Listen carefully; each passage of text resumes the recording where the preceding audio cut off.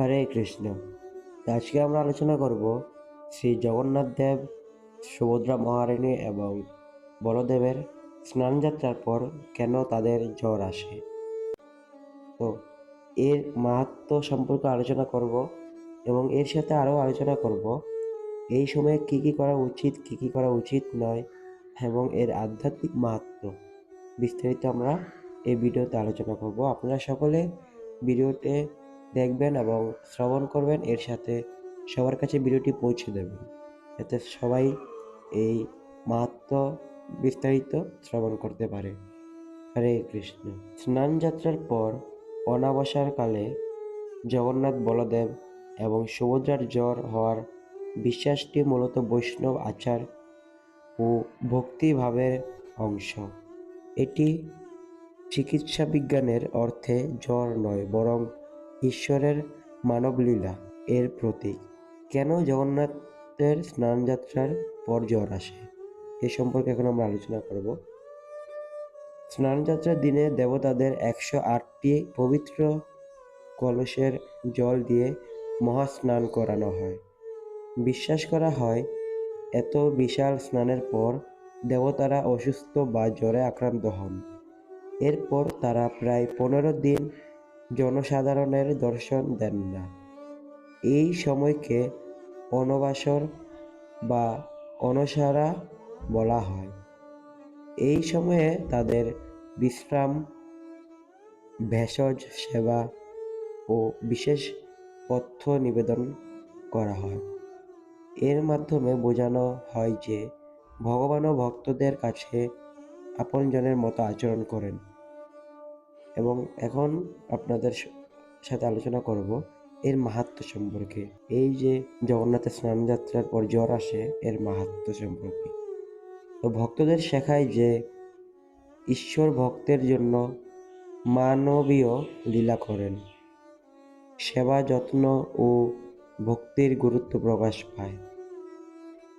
অনবাসর শেষে নবযৌবন দর্শনে দেবতারা নতুন রূপে প্রকাশিত হন, যা নবজাগরণ ও নতুন শক্তির প্রতীক। এরপরই শুরু হয় রথযাত্রা, মহাপর্ব, যা আনন্দ ও মিলনের প্রতীক। এবং এই সময় আপনারা কি কি করবেন সেটি হলো, ভগবান জগন্নাথের নাম জপ করবেন, গীতা, ভাগবত বা জগন্নাথের মহিমা পাঠ করবেন, নিরামিষ সাত্ত্বিক আহার গ্রহণ করবেন যদিও নিজের সাধ্য ও আচার অনুযায়ী পালন করতে চান তাহলে। এবং এর সাথে দান, সেবা ও দরিদ্রদের সাহায্য করা, মনকে শান্ত রেখে ভক্তিভাবে প্রার্থনা করা।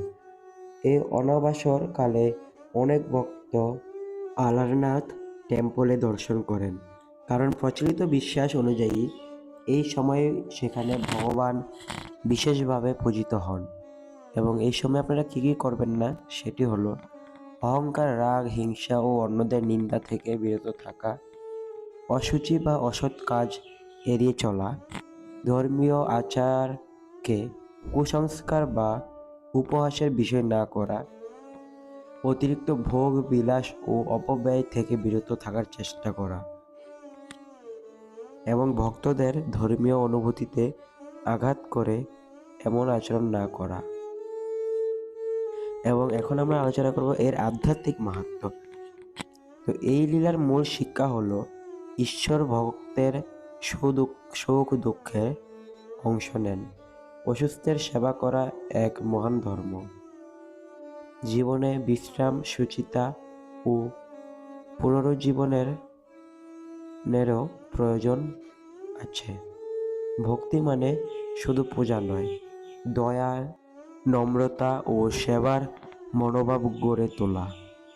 অনেক বৈষ্ণব আচার্য বলেন, জগন্নাথ দেবের এই জ্বর লীলা ভক্তদের মনে করিয়ে দেয় যে ঈশ্বর দূরের নন, তিনি পরিবারের একজন সদস্যের মতো, যার সেবা করা ভক্তিরই একটি রূপ।